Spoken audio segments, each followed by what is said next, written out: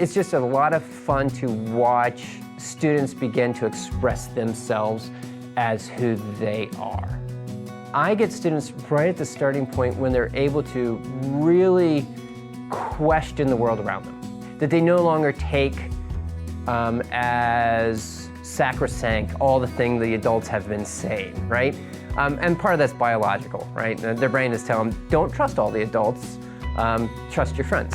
And I present to them enough texts that are challenging, and either they're challenging reads or they're challenging ideas, and they have to lay out in front of them what they think is true or important or critical to their life. And that's awesome, right? Like, to see that discovery, to see students go through an aha, that's an amazing thing. I want to make sure that I come into my classroom with that kind of open heart and hear what they have to say, and then give them the space to make sure that they know how to properly communicate it to the world.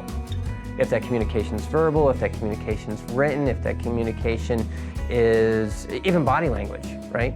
My job is to help coach them to know that, to let them know what they are communicating to the world currently, and if they want to communicate that or not.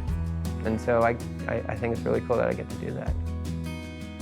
So what I wanted to do was create a program in the humanities where social studies and the English classes were connected, right? And they were always connected so that students could make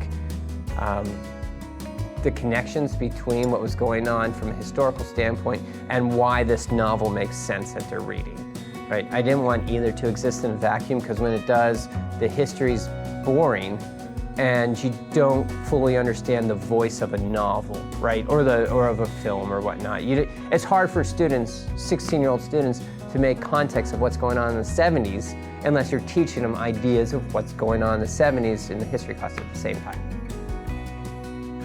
You meet the students where they are.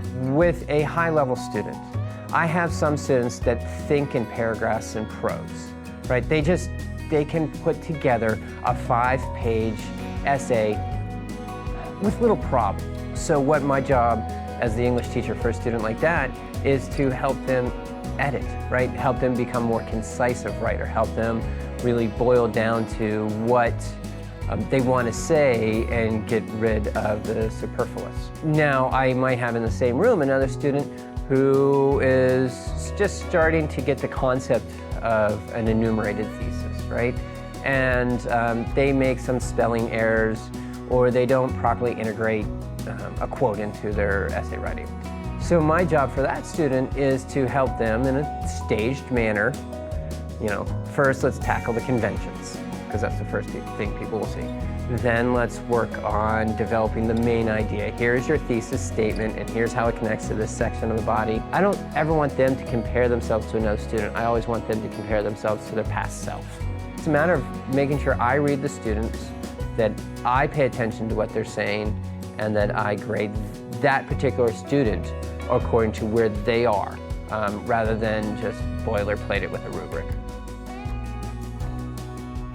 I think our students graduate from CBA with self-advocacy.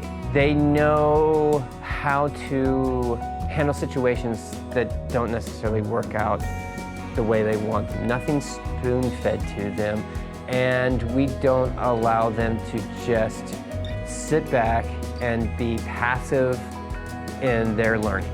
They have to be active in their learning. And we put into place in any class methods to show them how to be their own best advocate. Be it the ability to go back and repair a standard that you didn't like, and having no time limit necessarily on that, right? So that the ninth grader who didn't do a great job but didn't necessarily care about it, when they become the junior and realize that they have a transcript that has to go to a university or college or whatnot, and they want it to be higher, that they can go back and they can advocate for themselves and say, go to the teacher and say, I need to make up this standard now. And I say, okay, I need you to turn in to me a new essay, right? And I don't want it at ninth grade quality U, I need it at junior quality U now, and I'm gonna grade it accordingly.